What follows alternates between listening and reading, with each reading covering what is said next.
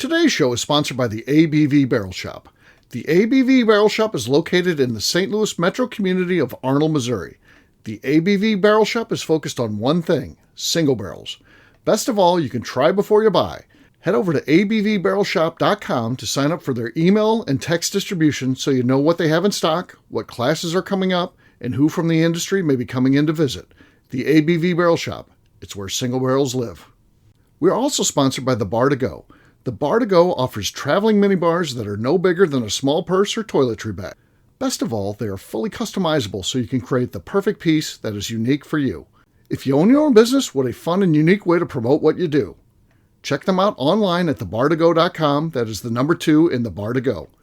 If you have wholesale questions, call my friend Isabel Clark at 504-481-1297.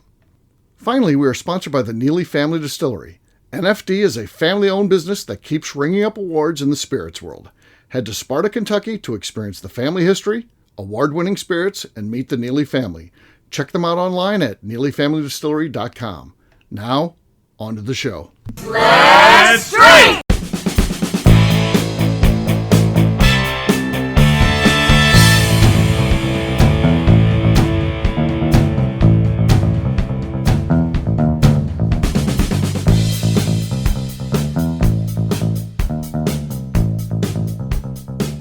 Welcome to the Bourbon Daily, the podcast about everything bourbon delivered to you every day of the week. Today we have a special show from the ABV Barrel Shop Tasting Bar where we're going to be trying a 7-year-old bourbon offering from Whiskey Acres. My name is Steve Akeley, joined by Darren MacLeod and Clayton Seabacker. What's going on, guys? Nothing. What's going on with you, Steve? Not much. Can't complain. Clayton says he's going to be participating a lot in this one. Yeah. Apparently he didn't say enough last time, and then when we went to say goodbye, he locked up, remember? Yes, I do recall. He couldn't even say goodbye to the audience, so that was a tough one. I just didn't want to let go. Yeah, just wanted to just be like the never-ending story. Oh, we got a phone call here. Let's see what we got here. All right, sorry about that, gang. That was a phone. We're in business here. Yeah. And that shows you we're not faking this. We're not in the studio somewhere. We were actually, I had to take a phone. It was just a vendor, though, so tried to sell stuff. So they sell a lot of things that would be holiday-focused, like gift bags and stuff like that. Yeah. We may do some of that stuff. It's too early for us right now. Not interested in that at the moment. So we'll get back to it. So, so we've got this to taste today. But, Darren, you said there's something you want to talk about before we get started with the show. What do you got, man? So the Summer Olympics are going on right now. Yes. The last couple conversations we've had at the bar for small talk have been about this. But I don't think I've asked this question yet. So what is your favorite Olympic event to watch? And I'm talking either summer or winter. Okay. Clayton, you were shaking your head. You got something? Yeah, for me, it's really, again, being a volleyball guy, watching the men's Olympic team get together, because it's, so outside of Olympic years, they do have something called the VNL, where it's the Volleyball Nations League, where there is international play, but you don't necessarily see the actual Olympic roster. You'll see a lot of guys that are on the men's national team or on the U21, all those teams and stuff. But the Olympic years is where you truly get to see the guys that are on the roster that are taking up, the first string spots, get out there and get ready to play. And so it's nice to go and see, them go out and try to dominate. So that's hands down mine. And what would be second place? Second place, that's a tough one. I will say I do like, the archery. I think that's always unique. Just kind of a cool thing. South Korea has today they won another gold medal. They have not lost a archery event yet. They have won gold in every single one this year. Okay. They're killing it. Okay, that's interesting. Yeah. To me, I have. It's not like I could do this or anything. Matter of fact, even at my best, I haven't always been this size. I mean, I certainly was an athlete. I played football in high school and stuff like that. I never could run, though. I was never fast, So, but I do like, and I don't know, I think to me the best running thing is the relay, because it makes an individual sport a team sport, because they got to work together, and they have different roles. You got your anchor, you got the one that starts, try to lead. They have specific roles, and I just think it's cool, and I like watching that. I like the because there's you got to make the pass off. Does the pass off go well? So, and then someone messes one up, and they're screwed. Yeah. And then you just see when it's tactical too. Some of them put their best, their fastest at the end. They want the jackrabbit start. Yeah. So it's what's the right answer? I don't know. So I don't know. That's a fun one for me for sure. So I'm kind of agreeing with both of you. I have two that are tied for first. I love track and field. Why I ran track and field in high school instead of playing baseball was because first Olympics I ever remember watching is when Usain Bolt first set for the fastest speed, and I was like, I thought you were going to say Ben Johnson or Carl Lewis. No, my God, it was Usain Bolt. Again, Usain is fantastic. One of the greatest people. And he beat everyone by 2 steps. I'm like, that is so cool. That's so new history to me. And then seeing the strategy of how they would put him first and then the second fastest man the way he and could run, the strides that guy had. Yeah, it was insane. And so I love track and field. The pose, he was after every swimming race that I've seen, I've texted my dad and I've been like, hey, one less swimming race, we're almost to track and field time. It started this morning. That year was also the year Michael Phelps won all of his gold medals. Yeah, I wasn't as interested in Michael Phelps as I was. I like swimming too. I do like the swimming events. No, and I do too. I watch a lot of them. I've been into the gymnastics this year with Simone because I like watching her. So I just think she's an incredible athlete. Yeah, so I've been into that this year, which normally is not one I like. So and speaking of incredible athletes, I've been watching a lot of beach volleyball. So that sure. But you like the sport itself. Yeah. The women's team for beach volleyball, they are incredible.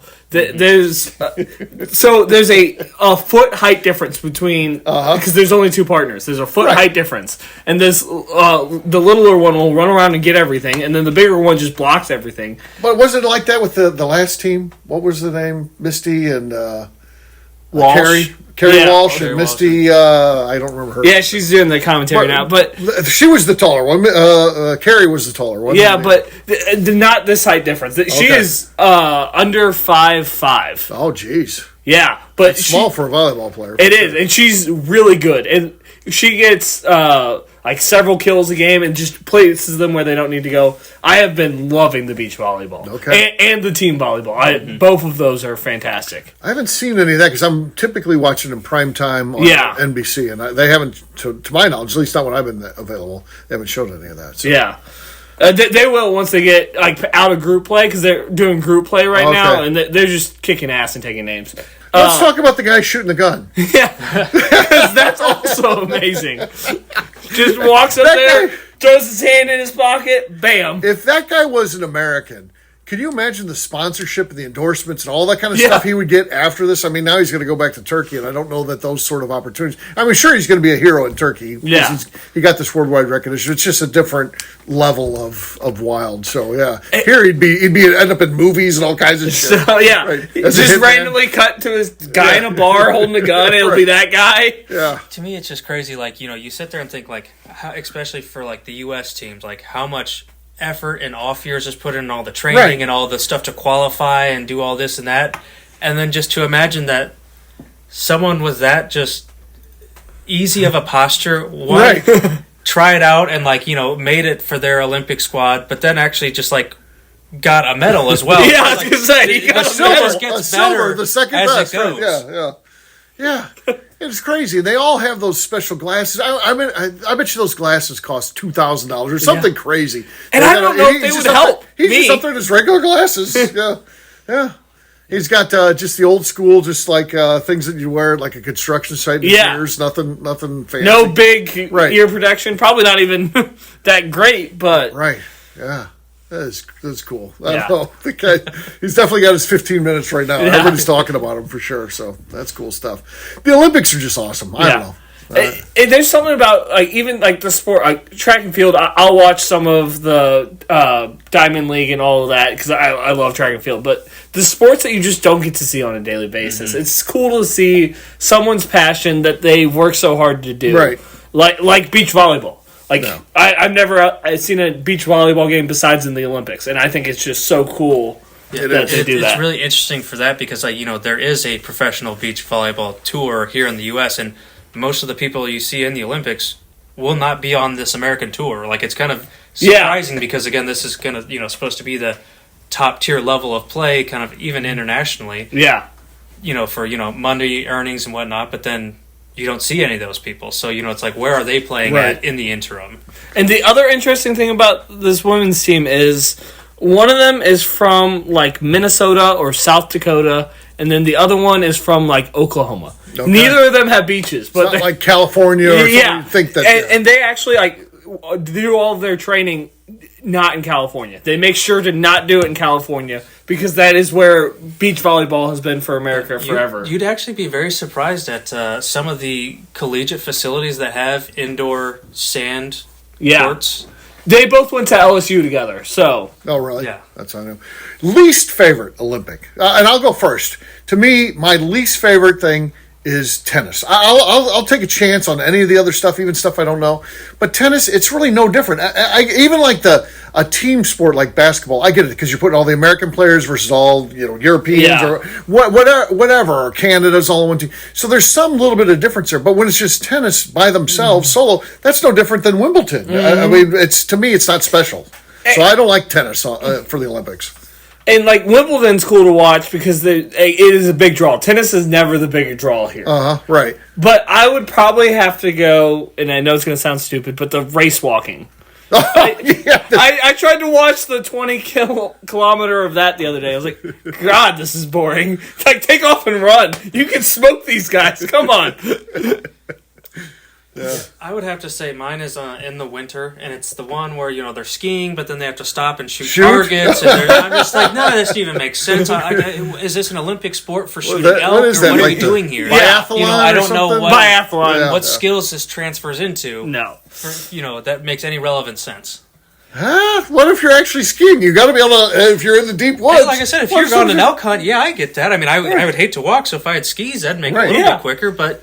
I don't think any of those people are. The other thing about those is it's never an argument on who's going to win. Oh, the Canadian's going to win for sure every year. Scandinavian countries. New entry this year. We don't know much about them. The Norway, Finland, and Sweden. Oh, they qualified. I guess they're going to win because it's what they do on a Tuesday. They go around and... Yeah, those Canadians, I'll tell you. They got skills. All right, well, what we'll do next, we'll take a quick break, and then when we come back, we're going to learn a little bit about Whiskey Acres and this new whiskey they've got, and we're going to taste it, too, so we'll do that in just a few.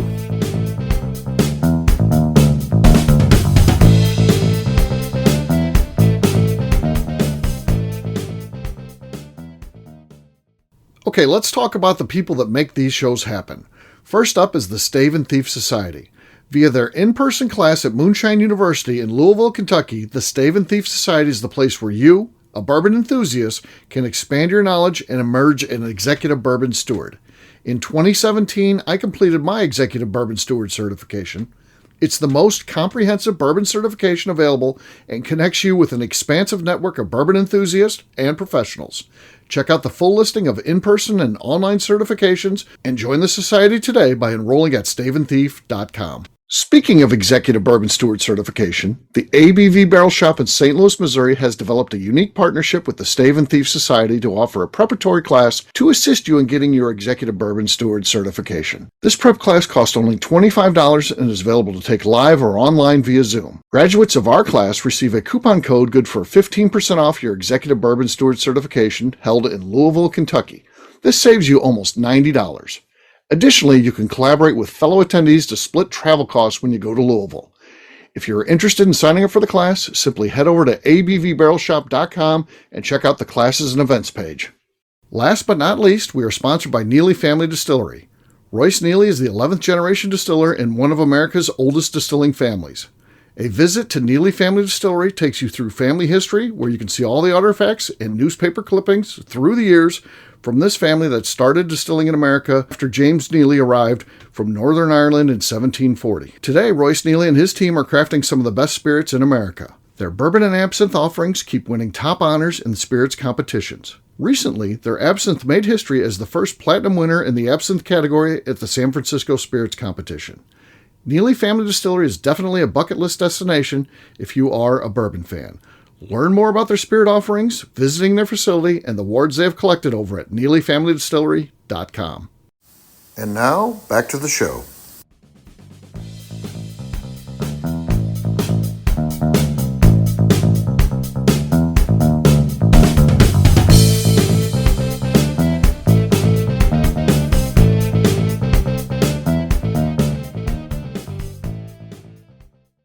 Hello, this is Jeff from Iowa, and you're listening to the Bourbon Daily with Colonel Steve.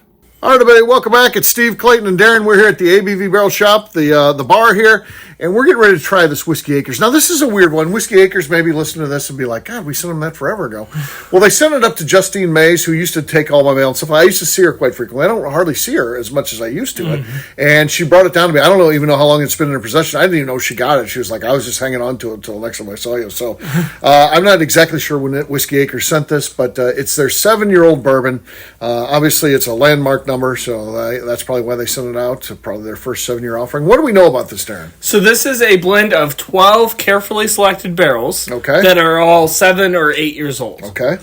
It is 75% yellow corn, 15% soft red winter wheat, and 10% malted barley, coming in at 107 proof. Okay. See what we got. Mm-hmm. Yeah, it's nice. It's I'd say that's a good proof for it too. I mean, it's 107. It's good. The grains don't get lost in that older age statement. You still get to taste the grains and the sweetness of the corn, and it sticks with you. There's a little spice on the palate too, on the finish. So yeah, that's a nice one. What do you think of this one, Clayton? Yeah, I mean, I'm a big fan of the red wheat, so I think the high corn sweetness with that red wheat really balances out the flavor really well, and it's just comes in strong, finishes strong, very good on the palate. Yeah. So something we were talking a little bit about before the show is they are really grain to glass distillery. Right. They grow everything, and they're up close to Chicago. Yeah. I mean, they're what I would call Chicago. Chicagoland. I don't know if they consider themselves to be Chicago. Somewhere for us, living in St. Louis, away from them, for us, they're just Chicago, basically, right? Yeah, I mean, they're the us to Chicago as we are to St. Louis. Right. DeKalb, Illinois is where they claim to be from. Oh, that's Chicago. Yes. Yeah. DeKalb County, yes. Yes. So that's 100%. So, yeah, good stuff. That's a good distillery for sure. So they do some cool, interesting things. And, they got a winner here for sure. So we just got a little... we just don't know if it's available anymore. Yeah, not exactly sure on that because we have no idea how long that's been out there. But 12 barrels, that is a good amount of whiskey. Yeah, that is a good amount of whiskey. Yeah, for a craft distillery release, that's huge. Yeah, I'm excited to see when they go from 7 years to 8, 9, 10, and kind of go from there and see when they blend these together how it's going to turn out. And their bourbon's really good, but I've had some rye through Tim Swyatt's flagship whiskey. They did a rye on there. It was fantastic stuff there. So nice. They're really up and coming, and they have a 7-year-old product. They've been around, but they're hitting their sweet spot, is what I should say. Yeah. Very cool. All right, well, we'll wrap this one up as we always do by talking about where people can find us. Clayton, we'll start with you. Where can people find you? Yep, you can find me on Facebook at the Jefferson County Bourbon Collective, also on Instagram at JeffCo Bourbon Collective. Okay. What if someone wants to join this and they're from New Jersey? Join us on the Facebook group. Answer the questions. We'll approve you. Really? Yeah, okay. Absolutely. If you're interested, if you're ever in town once a year, buy and see 'em. All right. We'll make it happen. My brother-in-law lives in Fairbanks, and they have like a Fairbanks bourbon group like that. And so I joined their group and, started asking them if they ever get together. Because I was going up there. I thought it'd be kind of cool just to hang out with bourbon fans. And, because I saw in the group they're talking about Jackie Zykan. I'm like, hey, I'm friends with her. I know her and all that. And I was like, maybe we can call her when we're up there. And they're like, wait a second, where are you from? I'm like, St. Louis. Boom, I got the boot. Another phone call. All right, we're back again. Another phone call. Sorry about that, gang. So, yes, we're talking to Clayton, and we know where we can find him now. What about you, Darren? You can find me on Instagram at The Bourbon Adventures. Also, 5 days a week here at the ABV Tasting Shop. Where did you come up with this? I don't know. All right, for me, I'm an easy guy to find. I'm at Steve Akeley on Twitter, Instagram, or Facebook. I've got a website, steveakeley.com. We've also got a company website, abvnetwork.com. Check that one out. Everything that we do is out there. Previous shows, blogs, so much more, abvnetwork.com. Come by and see me, the ABV Barrel Shop. That place where you can try before you buy. Check us out online, abvbarrelshop.com. Of course, if you want to get involved, please give us a 5-star review. We like that because it helps new people find the show. That's pretty darn important to us. And finally, head over to patreon.com/the ABV Network and see what we have going on Patreon. That's it for today. We'll have a brand new show for you tomorrow. Until then, take care, everybody. See ya. Bye, y'all. Till next time. Peace.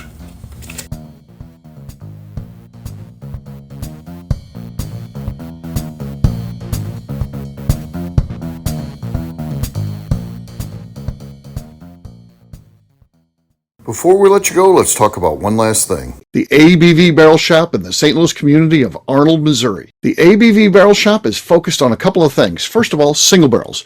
We are the place where single barrels live. We go to distilleries, taste through the whiskey, select the best barrel, and have it shipped to our store where we present it to you, our customers, by allowing you to try before you buy. We're also known for the classes that we have in our education center in the store, as well as the events we have with industry professionals from the bourbon business. If you are in the St. Louis area, please come by and visit us at 6 Fox Valley Center in Arnold, Missouri. Or at a minimum, at least sign up for our email and text distribution so you know exactly what's going on in our shop over at abvbarrelshop.com. This is Steve Akeley, owner of the ABV Network, signing off. We thank you for listening to our programming and truly appreciate your support. The Bourbon Daily is part of the ABV Network. For more information or to become a sponsor, please visit abvnetwork.com. Thanks for listening and cheers. This has been a Steve Akeley production.